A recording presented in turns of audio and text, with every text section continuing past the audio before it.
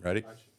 Welcome back, everybody, to another episode of the Raw Real Podcast. We are your hosts. Sitting in for Coach Tony T this evening is Mr. Lex Lanson, and I'm Shane the Pain. We came to educate, and we came to entertain. Let's do it, man. All right. By the way, Shane the Pain. Yes. People actually call you that? They did. They did in elementary school. Not so much today, but I'm trying to bring it back to life. Let's do it. Let's do it. Excellent. All right. Well, introducing our sponsor this evening, it's United Music Canada, who's a nonprofit organization that is dedicated to promoting music education, artist expression, creativity, diversity, and positive social changes through community engagement. Its mission is to empower individuals and communities through music by providing resources, education, and performance opportunities. United Music Canada will be hosting a music flash mob in the GTA area to bring awareness and ultimately put a stop to human and sex trafficking. Thank you very much, United Music Canada, for your support and sponsorship. We sincerely appreciate it. Lex, we're gonna be touching on somewhat of a serious topic this evening. Yeah, heavy topic. We're shifting the tone of our usual lineup on our podcast, and today we're going to be talking about the issues of human and sex trafficking folks in Canada, and we're going to be bringing up some statistics and figures, as well as underlining some of the risks, so that you can educate your family and friends and children about the potential risks of human and sex trafficking in Canada. So to kick things off, Lex, in total, there have been about over 3,500 incidents of human trafficking reported to police services in Canada between the years of 2011 and 2021. Now, Lex, this number might not seem like a large number, but this is the number of cases that we're aware of.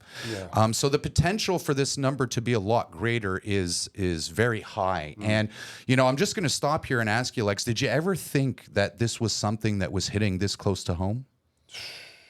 I mean, you got to be naive to not think that this is a global thing.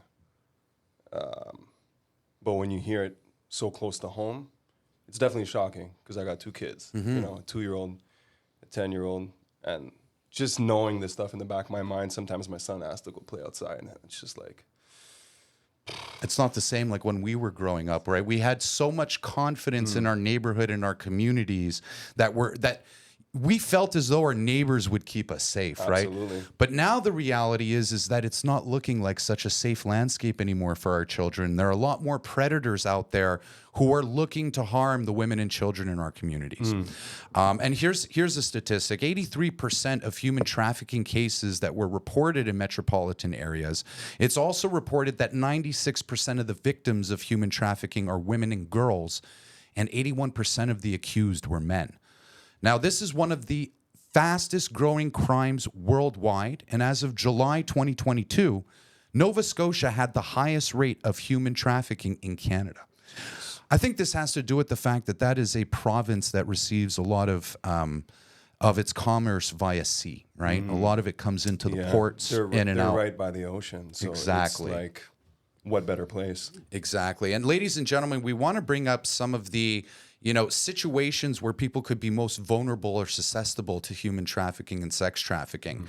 So human traffickers always look to exploit vulnerable individuals who find themselves in unshielded in the following situations. So victims of terrorism, war, and genocide, lack of proper health, education, or government infrastructure, extreme weather events like drought and flooding, and an existing prevalence of black markets. And what's interesting, Lex, is that I never really took the time in the past to think about how these acts happen. And when someone brought to my attention that in situations like war or natural disasters, for example, in Maui with the fires, a lot of children are left vulnerable because either family members have perished during the natural disaster, which is very, very sad.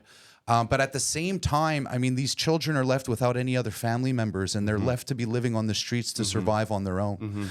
And so, it begs the question, are we really focusing and paying attention on what's happening to these children during these natural events and these natural disasters? And, a lot of people have been talking and speculating about, Hollywood having a hand in the sex trafficking ring, and how certain celebrities and politicians will make their way to these areas of disaster, and ultimately poach these children because they don't have any birth documentation and they don't have any parents to secure or keep them safe. Well, that was like in the classic case in Haiti, right, where Hillary Clinton's aide was caught with 30 some odd children, undocumented, bringing them to the U.S. These are the things that we're trying to bring to light, right? And it's we never think that it could be individuals like Hillary Clinton or Oprah Winfrey, for example, because they are such large public figures, right?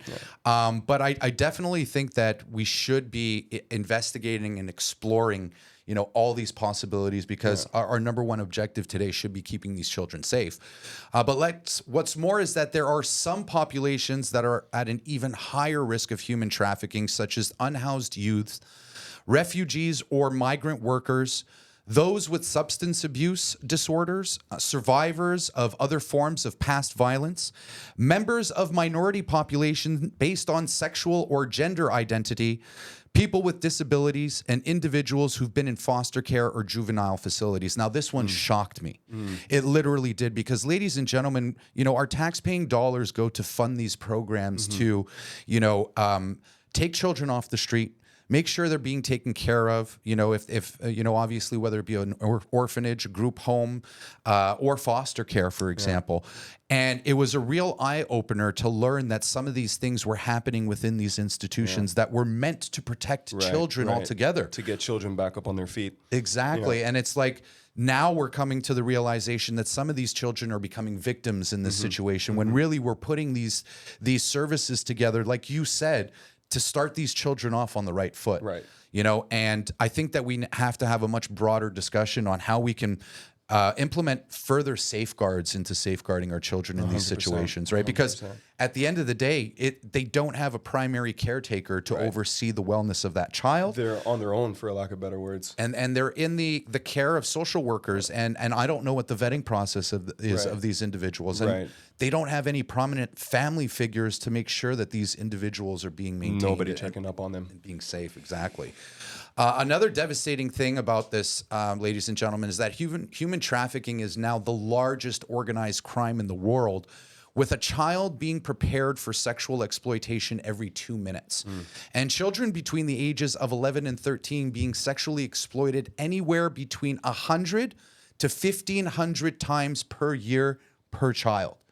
That is, it's enough to keep me up at night for the next several months, the fact that a child could be abused that many times in that short period of time in their life, one of two things is going to happen. They're either going to be a survivor of trauma and abuse, or they're going to end up perishing to this devastating dark industry of human and sex trafficking, and completely lost and forgotten. Absolutely. Absolutely. No one really asks, about the children that they don't know about, right? It's amazing. Like, sometimes I remember I had to go to deliver at a police station. And as I was waiting for someone to come sign the package, I see like a poster on the wall, bulletin, missing kids. And some of the years are like gone missing 1981. And it's like, that's 42 years ago. Where do you go? Yeah. Where did they go? And is that picture a good representation of what they would look like today? Right. And does that person, are they still in the ring? Are they out of the ring? Are they being used? Have they been disposed? Not only that, but are they also now being used as an adult to recruit? Recruit, or like slave labor now, right? Exactly. You're, of no use for a certain criteria. So now it's like, okay, what's your next... Exactly. What's the next best use for you? Exactly. Exactly. And they've already programmed them from a young age, and they can control them psychologically in those later years as well. You develop Stockholm syndrome. Exactly. You become compassionate to your captor. You become a product of your environment. Yeah, absolutely. Some common methods, ladies and gentlemen, of human trafficking to note and include, and I think that you should educate your friends, family, and children about this, is that seduction and romance is a form, as well as false job advertisements, lies about educational or travel opportunities, sale by family, recruitment through former slaves, abuse of religious beliefs, abduction, and forced pregnancy or sale. Ladies and gentlemen, if you are inclined to finding out more information about this particular issue that's happening in our country, we sincerely invite you to do so by going on to Google, as well as going on to United Music Canada's website. Their mission is to harness the power of music by creating an unforgettable flash mob experience that will echo across the nation. Through a harmonious symphony of voices and instruments, they plan to raise awareness by educating people about the grave issue of human and sex trafficking. So, ladies and gentlemen, I do encourage you to go to their website at www.unitedmusiccanada.ca to find out more information about these topics. They'll also be hosting a flash mob, and the objective of the flash mob is to bring greater awareness to human and sex trafficking and the fight for justice by hosting events that will be amplified through social media, news outlets, and community gatherings. So if you are a passionate and talented individual who believes in using the power of music to unite and bring about real change, UMC needs your voice, talent, and passion. As a volunteer, this is your chance to be part of something much greater than just a performance, ladies and gentlemen. You will become an ambassador for change, using your artistic skills and talents to inspire communities to speak up and take action against trafficking. Lastly, whether you are a seasoned musician, a gifted vocalist, photographer, or videographer with a desire to fight for justice, you can volunteer by registering today at unitedmusiccanada.ca/flash mob. All right, ladies and gentlemen, moving on to the next topic, I wanted to touch base on a movie that has sparked a lot of interest within our society. I've taken a great interest in it. Have you seen it? I have seen the movie twice. Twice, because I didn't want to miss some of the smaller details that we usually miss, during the first watching. But it is The Sound of Freedom, ladies and gentlemen. And for those of you who have yet to see the movie, we sincerely encourage you to do so. This movie touches on human trafficking and sex trafficking in Central and North America. It brings to light how criminal organizations go about the abduction and sexual exploitation of young women and children. It highlights the gaps in government's ability to track and intercept trafficked women and children into North America. And it also exposes how human and sex trafficking is a $7 trillion, I'll say it again, $7 trillion a year business. The stark reality, ladies and gentlemen, is that this is no longer being perpetuated in the shadows. It's taking place in plain sight. You've seen the movie? I haven't seen the movie. You haven't seen the movie? I haven't seen the movie. I really wanted to. I'm looking forward to seeing it. However, I don't know if it's going to drop on streaming services. Correct. Because, all the backlash the movie got for whatever reason, which I find crazy. Just didn't get around to it, but I heard a lot of podcasts with Tim Ballard. Yes. And gave me a good sense of what the movie's about, and I think it's very necessary. And the fact that the movie got so much backlash and hit pieces and criticism, negative criticism, tells you a lot. It tells you a lot. It tells you that it seems to me like they're protecting something that's very valuable. Yes, I also agree with that. And, Tim Ballard being part of the Underground Railroad, Yes. Decided to walk away from his job just months before he was eligible for his pension and retirement. Amazing. So I sincerely commend this individual for making that sacrifice and putting so much weight on this particular issue and topic, because there are hundreds and thousands, if not millions, of children around the world who are being affected by this. But ladies and gentlemen, United Music Canada and Operation Underground Railroad have similar goals in common in that they want to put an end to human and child sex trafficking by raising awareness that these terrible crimes are being committed against God's children, and none of God's children are for sale. What's more is that companies just like Netflix and Amazon are refusing to stream the movie on their platform, which would ultimately shine a bigger light on the issue at hand. So why do you think that streaming platforms and streaming companies are refusing to make this movie available on their streaming platforms? And Lex, don't hold back. Oh, man. The writing's on the wall, man. It's their biggest commodity. What did you say? $7 trillion a year? $7 trillion a year. They don't want eyes on that. Why would you want eyes on that? That's a lot of money. And is it official? Did they choose not to stream the film? Yes, they did. It's official. crazy. And that's not the first time. I mean, if we're being realistic and if we're being real, folks, this movie was made 4 years ago. And there was not one company that was willing to stand behind it and get this movie released, except for one production company called Angel Productions. So we want to definitely call Angel Productions out and say thank you for putting your neck on the line and going against the grain, so to speak, and pushing this movie and allowing the public to view it. But what's even worse than that is that you can tell that production companies were pretty much, and this is all speculation, folks. We don't know what we don't know. But they were pretty much telling movie theaters to limit the viewing experience for the audience, whether it be by the means of pulling fire alarms or having, some sort of technical difficulties that would impede the ability of viewers to watch the movie. But I do want to call out Guzzo Cinema, because Guzzo Cinema was the only cinema in our community where we reside in Montreal, Quebec, Canada. They were the only ones to air the movie for the audience unimpeded without any technical issues or alarms being pulled. So we want to thank you very much, Guzzo, for being that voice in our community and spreading that message and awareness. I mean, I'm not surprised, man. They were letting people watch movies during COVID, so exactly. Yeah, shouts out to Guzzo. You can definitely tell what their political, where they lie on the political spectrum, for sure. Absolutely. But we do want to thank them very much for airing that movie. But you know what, Lex? I mean, we bring up a good point. You brought up a good point. I mean, the writing is on the wall. Yeah. You would think that an issue like this would bring a divided country together, right? Instead of throwing criticism or instead of labeling them as grifters or whatever the case may be, you would think that two political parties would take an opportunity to show the country that we can come together on certain issues. Right. And this one is one that I think that both parties should be standing behind. What do you think?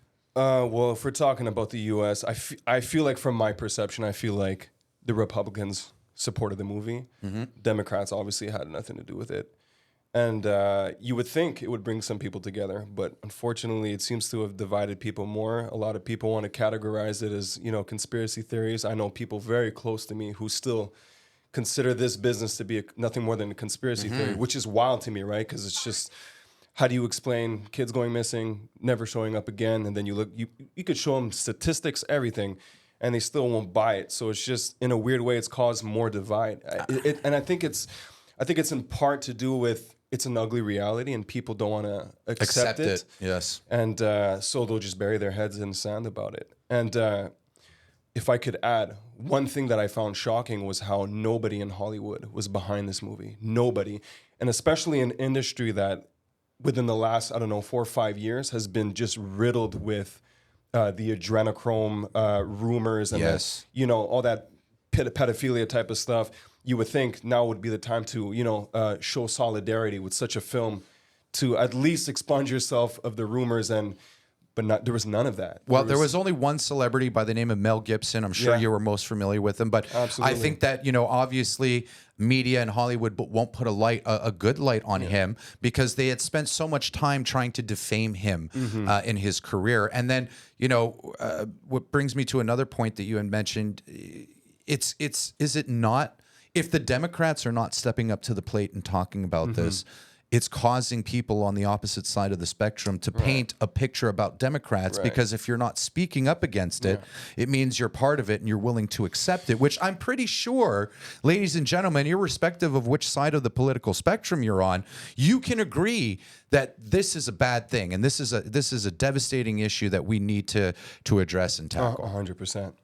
Now, not only has UMC collaborated with the likes of Damola, the violinist, and project director Shahana Siba in treating their audience to an extraordinary musical experience, in addition to valuable education about devastating consequences of these horrible crimes, but UMC has collaborated with King Sound to produce a 14-track production that brought artists together from all corners of the globe to sing about world without negative causes. It includes genres such as hip-hop, R&B, and Afrobeats, to name a few. The name of the album is called Daydream, The Genesis, which is available for listening on most streaming platforms. Now, UMC and King Sound are collaborating once again to host the Music Flash Mob in the Greater Toronto area. So if you'd like to be part of something truly special and amazing, make sure to go to their website and register now. The objective of this particular mission is to gather as many talented voices as possible to create an energetic, entertaining spectacle, all while bringing awareness to the horrific crimes of human and sex trafficking in Canada, educating communities of the dangers and how it can be prevented. We all have a part to play in speaking up against these crimes and protecting our children. In closing of this evening's episode, ladies and gentlemen, we want to stress the importance of raising awareness and shining a light on this cause. Our goal is that we take a proactive approach in putting an end to human and sex trafficking and not a reactive one. We need to support our communities by coming together and uniting on matters that affect us the most. The young women and children affected by this often spend years healing from their wounds and traumas. The least we can do is be a voice for those who don't have one. Help us be the voice of hope and unity across our nation and the world, and let the evil of this world know that we will not allow this to continue. We encourage you to visit United Music Canada's website at unitedmusiccanada.ca and watch videos from their events and awareness videos too. Once again, we want to thank you very much for your sponsorship and support, and thank you everyone for watching and tuning in. Have yourselves a wonderful evening, and we look forward to seeing you soon. All right, so we're going to cut that, and then we're going to go to our